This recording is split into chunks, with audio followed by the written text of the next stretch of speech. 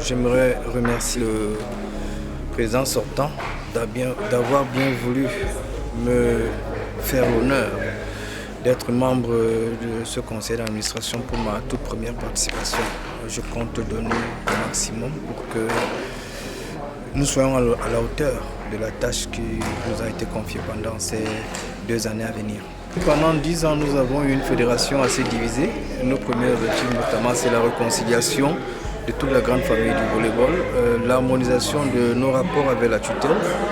Nous avons tenu un conseil d'administration où nous avons un plan d'action à court terme et à moyen terme, étant donné que nous n'avons que 2 ans, et très rapidement les résolutions issues de ce conseil d'administration seront mises à la disposition des médias.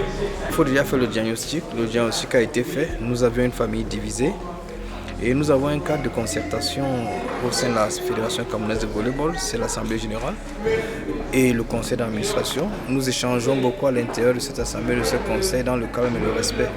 Et avec la force de tous les volleyeurs, nous traverserons ces difficultés aisément.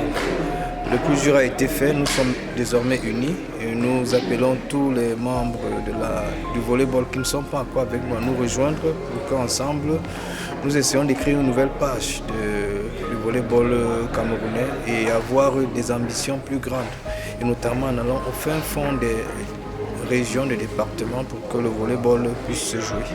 Vous savez, depuis belle lurette, le volleyball ne se joue pas dans les régions et ce n'est pas